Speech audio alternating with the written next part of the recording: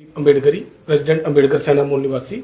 हमारे साथ गिनी आज़ादी जनजागृति मंच से पवन लोनी जी, भीम आर्मी से, सिविल सोसाइटी से हमारे साथी सुशील जी और भी सारे शहर के लोग। आज हम एक बहुत ही सेंसिटिव मुद्दे पर जो है वो बात करने वाले हैं। बहुत ही एक शर्मनाक घटना जो है कठुआ में घटी है और उस घटना के बाद उसकी तरफ से धमकियां जो आ रही हैं वो आज आपके सामने मीडिया के माध्यम से लोगों तक पहुंचाना चाहते हैं। जे हमारे साथी हैं एक कठुआ के, इनकी बेटी जो नाबालिग बेटी है, सिर्फ 14 साल की बेटी है, उसके साथ कठुआ में गैंग रेप होता है। गैंग रेप होता है अक्टूबर महीने में। जब अक्टूबर महीने में गैंग रेप होता है उस बच्ची के साथ, और जो अपराधी हैं वो उस बेटी को इतना बुरी तरह से डराते हैं कि अगर आपने किसी से बात की या किसी को बताने की कोशिश की तो आपके और आपके परिवार को जो है वो मार देंगे।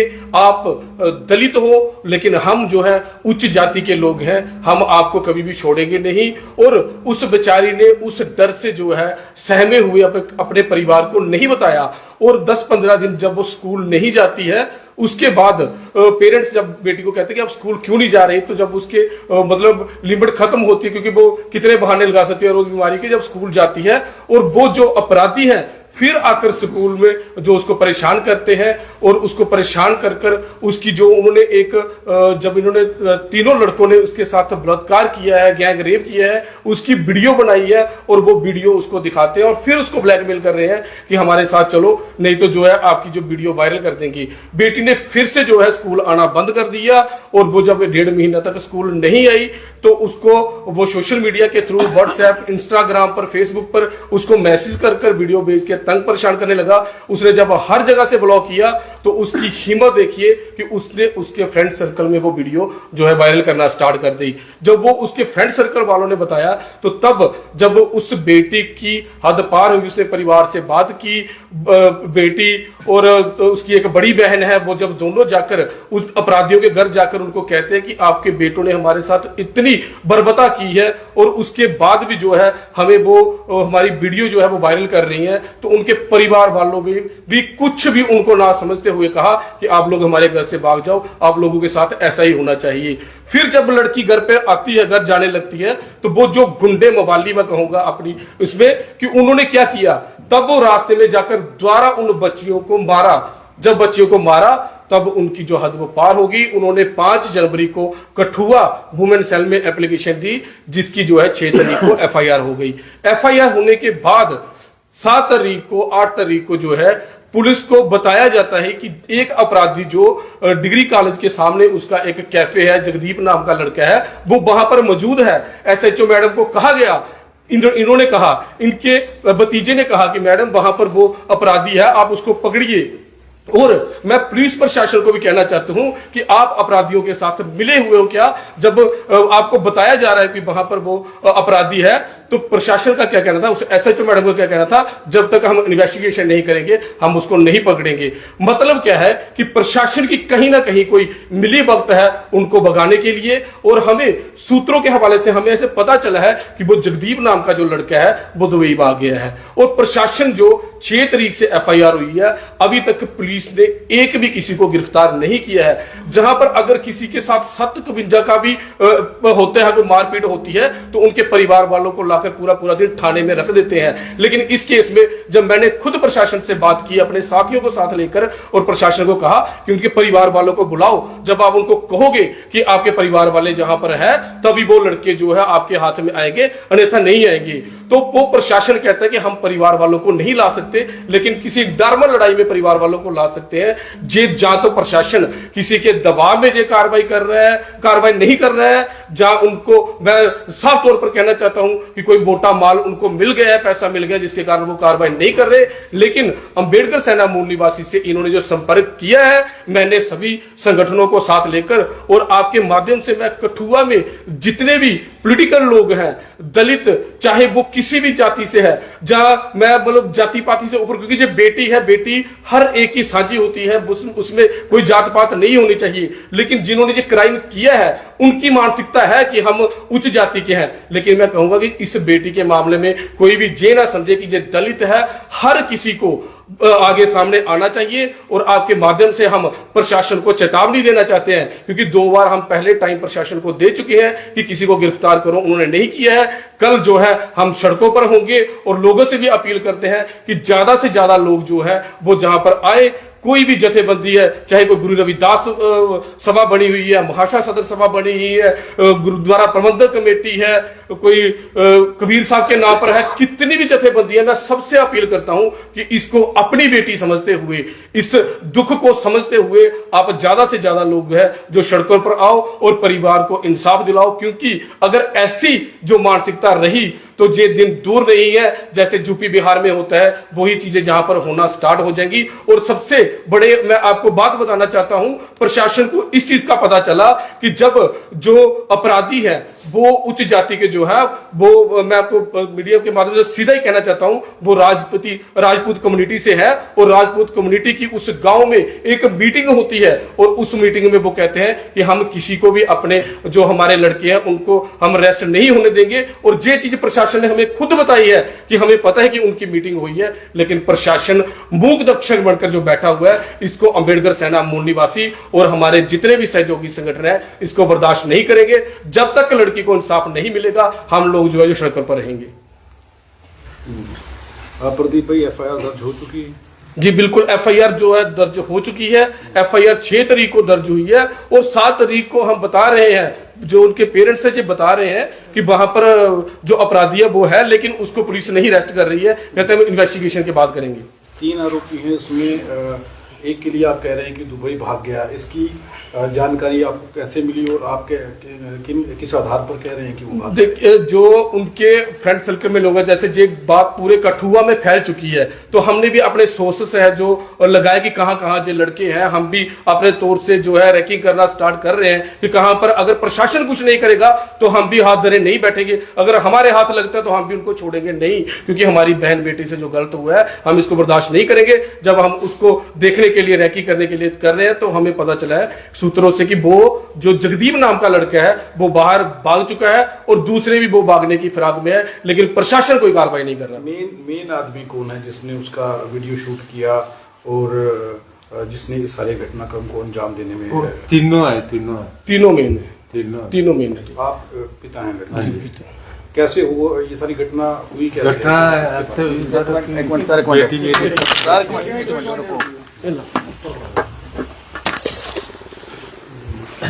बेटी स्कूल जाती थी, बेटा भी जाता था। एक दिन बेटा हो गया बीमार, वो केली थी, उन्होंने केली को उठाया और गाड़ी में डाला। 3 बंदे, इन्होंने तीनों ने वो ले गए। जहां उन्होंने उसको ले गए, तीनों ने रेप किया। उसके बाद उसको डराया धमकाया कि अगर आपने अपने घर बोला, किसी को भी बोला तो हम तेरे भाई को भी काट देंगे, तेरे को भी, तेरा बाप भी रात को आता है, हम उसको भी मार देंगे, तेरी माँ को भी। हम ऊंची जाति के लोग हैं, हम बख्शेंगे नहीं आपको। बेटी डरती रही, स्कूल नहीं जाती थी। पूछा, माँ ने पूछा, उन्होंने पूछा क्या बात है, कोई वो नहीं। फिर बाद में इन्होंने ब्लैकमेल करना स्टार्ट कर दिया।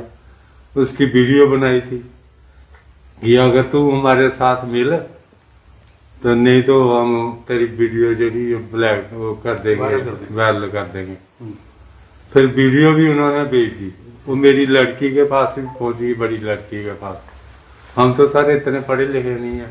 जब लड़की के पास पहुंची, लड़की उसको लेके गई, मेरी छोटी लड़की को लेके उनके घर गई। दोनों के माँ बाप को बुलाया, एक का बाप नहीं है, एक का उसकी माँ थी। उनको बुलाया कि ऐसे ऐसे बात है, आपके बच्चों ने ऐसे काम किया, मतलब इनको कुछ समझाओ। वो भी बोलते जाओ जाओ, आप कहाँ से आ गए हो, क्या कोई बात नहीं हो की उन्होंने। फिर वो आगे, जब रास्ते में वो लड़कों ने और भी लड़के इकट्ठे किए, 5-7 लड़के, फिर भी लड़कियों को उधर थप्पड़ मारे। फिर मैं तो सर बात था। फिर लड़कियों ने सुबह जाके वुमेन सेल में पर्चा दे दिया, केस कर दिया। केस करने के बाद भी सर फिर वो घूमते रहे ऐसे ऐसे, सब उनको जगह भी बताई, सब कुछ बताया, लेकिन पुलिस ने कोई कार्रवाई नहीं की, किसी को नहीं उठाया। जब आप पुलिस को ये कहते रहे तो पुलिस का क्या कहना था, पुलिस क्या कहती थी? आप चुप रहो, मेरी बेटी को, बड़ी को बोलते रहे, आप हमें पहले इंक्वायरी पूरी करनी है, फिर बाद में हम करेंगे, उठाएंगे, ये बोला मेरी बेटी। तो कितनी देर तक ये सब चला, पुलिस ये करती रही आपके साथ कि वेट करें? मतलब 6 तारीख का पर्चा लगा सर, तो आज देख लो कितनी तारीख होगी। हम कल भी गए थे एसएसपी साहब के पास भी गए थे, वो भी बोलते मैं आजकल मैं पकड़ लेता हूँ, आज तक किसी को नहीं पकड़ा। हमें भी डर है सर, मैं भी अंधेरे में जाता हूँ, वो करता हूँ कि मेरे को कोई बार करेगा, चाहे मेरे बच्चे भी घर पे अकेले हैं, उनको कोई बार करेगा, क्योंकि उन्होंने हमारी को इतनी इतनी धमकी दी कि ये जो जगह है अभी राजपूत की, हम उसको बोल के आपकी जगह छीन लेंगे। मैंने कहा कोई बात नहीं, आप अपनी जगह ले लो, हम कोई नहीं मतलब करेंगे, हमें घर का दे दो जो देना, तो हम जहाँ से चले गए। आज आप पत्रकार वार्ता कर रहे हैं। हाँ जी। तो पुलिस की ओर से लास्ट एसएसपी को जब मिले थे उन्होंने क्या कहा था आपसे? उन्होंने बोला सर मैं सर वो मेरे बेटे समझो, इनके हाथ ही बात मैंने सब छोड़ी, मैं तो इतना पढ़ा लिखा नहीं हूँ, हमें सर इंसाफ चाहिए, मेरी बेटी के साथ हुआ किसी और बेटी तो खत्म हो गया सर। मेरे बच्चे 14 साल का, अभी मैंने क्या क्या काम सोचे थे इसको पढ़ाने के, उसको क्या उठाऊंगा, बर्बाद हो गया।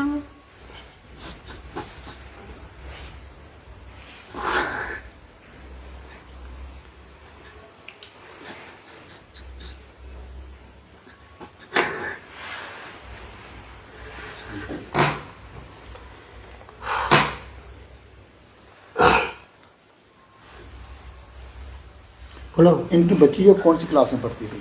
9th क्लास में पढ़ती है बेटी। 9th क्लास में।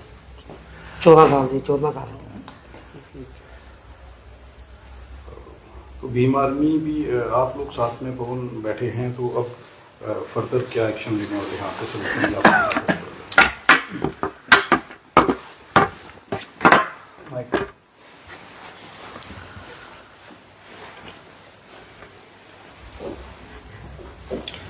जय भीम, जय भारत, जय संविधान, जय विज्ञान, जय बहुजन समाज। आज यहाँ पे एक लाचार बेबस बेटी का बाप गुहार कर रहा है कठुआ प्रशासन से कि इंसाफ मिले। मैं पवन कुमार लोनी, प्रदेश अध्यक्ष भीम आर्मी भारतीय एकता मिशन जम्मू एंड कश्मीर, पिछले लंबे समय से जब से इनकी बेटी के साथ ऐसा दुष्कर्म हुआ है, घटना घटी है, तब से ये पुलिस प्रशासन के चक्कर लगा रहे हैं और अपना दुख बयां कर रहे हैं, भटक रहे हैं हर किसी के पास, एसएचओ के पास, डीएसपी के पास, अभी हाल ही में एसएसपी साहब के साथ भी मिले हैं। सारे दरवाजे इन्होंने खटखटा लिए, कहीं पे इंसाफ नहीं मिला। आज ये हमारे संगठन के पास पहुंचे हैं तो हम आश्वासन देते हैं कि जब तक हमारी बहन, हमारी बेटी को इंसाफ नहीं मिल जाता, तब तक हम आराम से ना खुद बैठेंगे ना प्रशासन को बैठने देंगे। क्योंकि मैं खुद 2 बेटी का बाप हूं और मैं एक बाप का जो दर्द है वो मैं समझता हूँ। एक बाप जो है, मैं खुद बाबुक हो चुका हूँ और मेरे जो रोंगटे हैं वो खुद खड़े हुए हैं कि आखिर ये हमारे कठुआ में क्या हो रहा है, कहाँ सोया हुआ है हमारा प्रशासन, क्या हम किस दिशा में लेके जा रहे हैं अपने कठुआ को, क्या ये हमारा आने वाला जो भविष्य है, क्या इस जो घड़ी का आप लोग इंतजार कर रहे हो कि इससे बड़ा बढ़कर कुछ होना चाहिए, जहां हो रहा है उसका प्रयास किया जा रहा है। लानत है, धिक्कार है।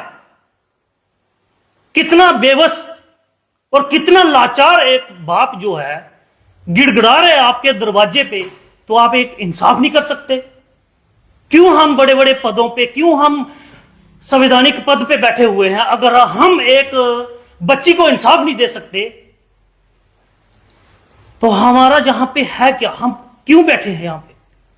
मेरा एक सवाल है मेरा कि देश को हम किस ओर लेके जा रहे हैं, जिस देश में हमारी बहन बेटियां सुरक्षित नहीं है।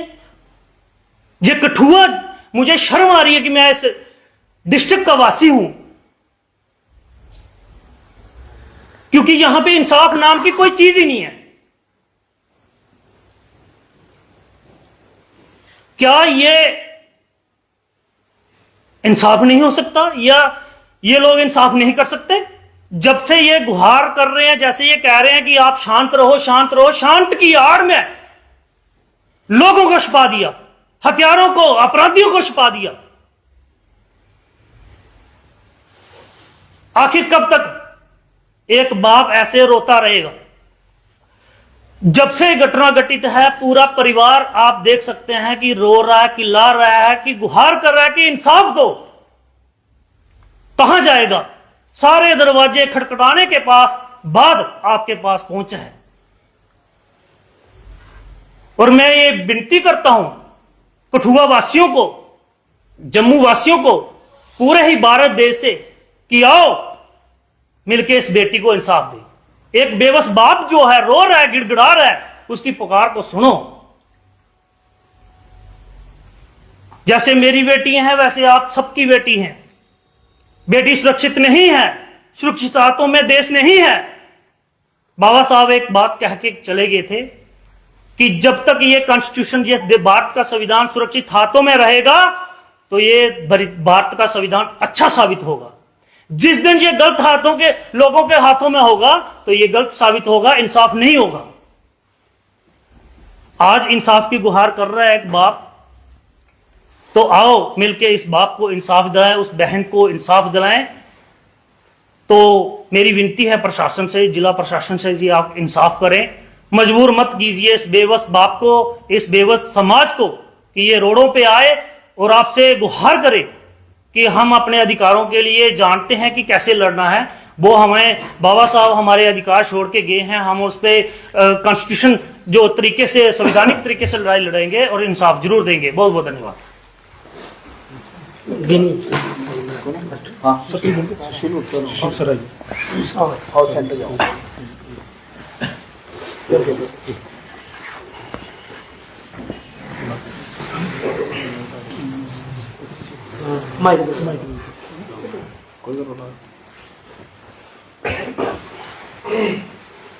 जी सर। आप यहाँ आए हैं, आपने हम सबको देखा होगा देश के किसी भी कॉर्नर पे, किसी भी कोने पे जब भी महिलाओं के साथ अत्याचार हुआ है, हम सड़कों पे उठे, गुहारें की, मांगे की कि न्याय होना चाहिए। देश के उन प्रदेश के उन कॉर्नर की हम बात करते रहे। आज तो हमारे घर में भी इस प्रकार की घटना घट गई है और आज हमारा जो है वो ज़्यादा रोल बनता है कि हम न्याय के लिए बात कर सकें। जैसे मेरे साथियों ने बताया है, FIR रजिस्टर्ड हो गई है। ये देश संविधान और कानून से चलता है। ये डिस्क्रिप्शन, आप किसकी इन्वेस्टिगेशन करना चाहते हो? वो अपराधियों को भागने के लिए रास्ता देना चाहते हो? 6 तारीख से ये घटना घटी है और 6 तारीख आप पुलिस के नोटिस में है। आज 19 तारीख हो रही है। 19 तारीख में आपने FIR में उन लोगों के नाम लिखे हुए हैं जो यहाँ के अक्यूज्ड हैं, कल्पित हैं। आपने उन लोगों को नहीं पकड़ा है। कौन सी पकड़ कर इन्वेस्टिगेशन करते? उनको न्याय दिलाने की लेके कोशिश की जाती है। देश के अंदर सब प्रकार की विधि और प्रोसीजर जो है वो बने हुए हैं। न्याय प्रक्रिया पूरी तरह से डिफाइंड है। आपको उस न्याय प्रक्रिया के ऊपर चलना पड़ेगा। जब वहां पर दिल्ली में घटना घटी थी तो हिंदुस्तान के अंदर कितने लॉ बने थे? पास्को जैसे एक्ट बने हैं। पास्को एक्ट यहां पर लगा हुआ है इस बच्ची के मामले में। इस बच्ची के मामले में जो नया BSN जो आपने लॉ बनाया उसकी धारे लगी हुई है।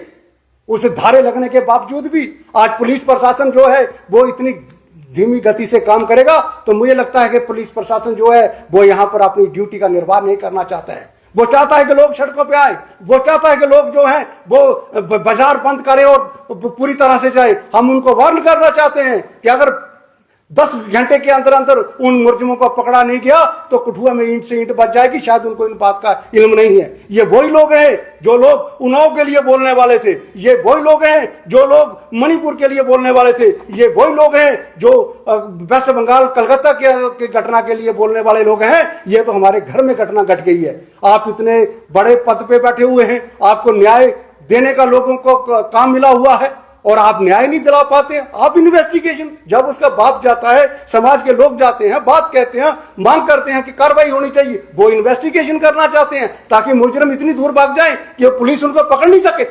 ये आज इतना बड़ा न्यायतंत्र होने के बावजूद भी आज फिर भी पुलिस जो है उन 2-3 लोगों को पकड़ नहीं पाई है। ये किसी जाति का मामला नहीं है, ये भारत का न्याय का मामला है।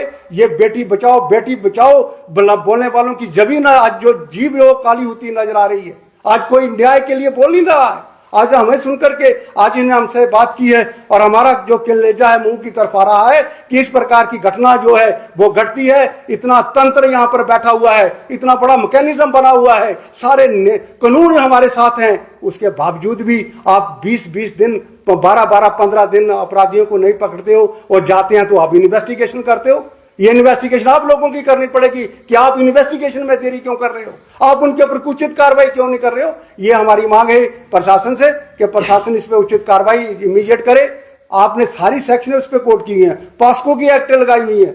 ये पॉस्को एक्ट क्यों बनाया गया था कि छोटे बच्चों के साथ होने वाले अपराधों को रोका जाए और अपराधों को नहीं रोका जाना, नहीं रोका कठुआ पुलिस एडमिनिस्ट्रेशन अगर फेल होती है तो इसके लिए जम्मू कश्मीर के लोग और भारत के लोग इसके लिए इसको कभी भी इसको माफ नहीं करेंगे। इसके लिए कंधे से कंधा मिला करके हम इस परिवार के साथ खड़े हैं और जो भी इनको सहयोग होगा, सपोर्ट होगी, हम सब लोग इनकी सपोर्ट करेंगे और इनको न्याय दिलाएंगे। वो इनकी बेटी नहीं, वो हमारी बेटी है, भारत की बेटी है, वो इस देश के संविधान की बेटी है, इस देश के न्याय प्रणाली का उसको पूर्णतः हक है, वो पूरा हक उसको मिलना चाहिए। आज यही इस पत्रकार वार्ता के माध्यम से हम अपना जो मैसेज है वो यहाँ की एडमिनिस्ट्रेशन को देना चाहते हैं, खास करके एसएसपी साहब को देना चाहते हैं। एसएसपी साहब को कहना चाहते हैं, आप डायनेमिक हैं, आप यूथ हैं, आपने तो कस्बे उठाई हैं, आपने तो यूपीएससी का एग्जाम पास करके आपको यहाँ पर बैठाया गया है कि हम के लोगों को न्याय मिलेगा और आपके होते हुए अगर न्याय नहीं मिलेगा तो ये हमारा दुर्भाग्य होगा और इस देश का दुर्भाग्य होगा। धन्यवाद। इतना समय लगा क्यों? आपको क्या लगता है कि मुजरिमों को बचाने का प्रयास किया गया? आप सर वेट क्यों किया गया? सारी सख्त पोजीशन है। एफआईआर दर्ज होने से पहले इन्वेस्टिगेशन करते हैं कि भाई ठीक है, जो अब एफआईआर दर्ज की जाएगी हम इसको वेरीफाई करेंगे क्या वो मुलजिम है। आपने एफआईआर भी दर्ज कर ली, उनके बयान के ऊपर एफआईआर दर्ज कर ली है। हमें तो शक है कि अगला प्रोसेस शुरू हुआ नहीं है। Where is the medical report?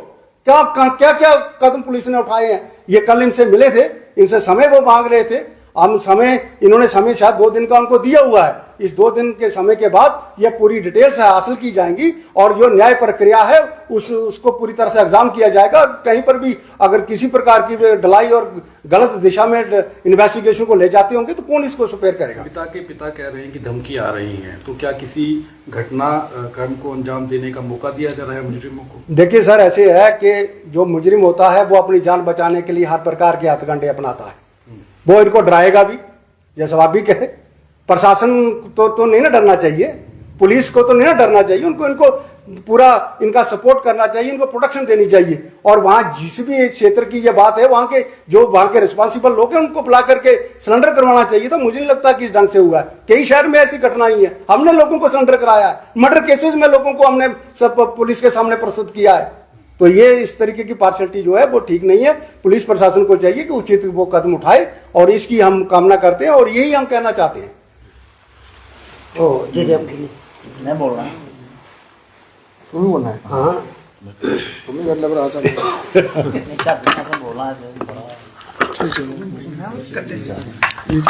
मुख्यमंत्री सारे ठीक है, मुख्यमंत्री की और सारे की अपील करो, सारे नहीं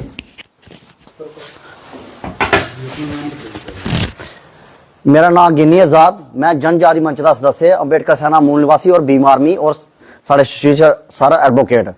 अज का मसला जो कठुए के अंदर 5 तरीक की एफआईआर हुई है ਪੁਲਿਸ ਨੇ ਇਨਵੈਸਟੀਗੇਸ਼ਨ ਦੇ ਨਾਂ ਦੇ ਉੱਪਰ ਸਾਡੇ ਕੋਲ 18-19 ਦਿਨ ਲੈਣ ਹੈ, ਉਹਦੇ ਬਾਵਜੂਦ ਪੁਲਿਸ ਨੇ ਕਿਸੇ ਵੀ ਕ੍ਰਿਮੀਨਲ की अज तक फड़िया नहीं। जड़ियां उनके परिवार की धमकियां दी गई हैं, उनके विच ऐसे जरूर आ गए कि पुलिस प्रशासन की उन्हें सिक्योरिटी देनी चाहिए है।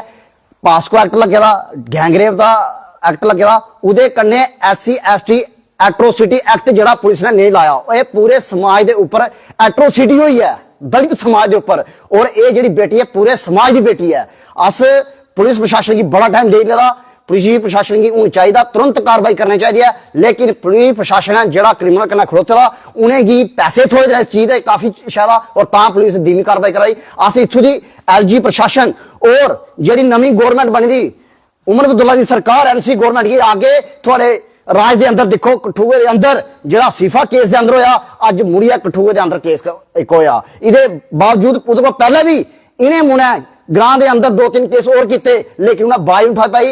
इस कुड़ी का उन्हें वीडियो बनाई है, उहदे वायरल किए गए कुछ अपने उहदे साथी उहदी कुड़ी दी दोस्तें की तरफ। अस आखने पुलिस की IT एक्ट उहदे अंदर लाना चाहिए जिहड़ा पुलिस ने नहीं लाया, और पूरे समाज की, पूरे कठुआ वासी जम्मू कश्मीर के अंदर जिन्हें भी न्याय पसंद लोग ने, और अस उन्हें सारे समाज की आगे ये बेटी सारे की सांझी है, और सारे इस बाहर आओ, क्योंकि असीफा केस के अंदर पुलिस प्रशासन ने जिहड़ी इन्वेस्टिगेशन की गलत की, इस करिए अस आने पुलिस वो चीज ना दरवाए, और जल्द ही कठुआ के अंदर 112 सड़कों के उपर पूरे कठुए शहर के अंदर इहदी इट बजा के प्रशासन की, जिहड़ा प्रशासन धीमी गति करना कार्रवाई करा करता और बचाने की क्रिमिनल की कम करा करता।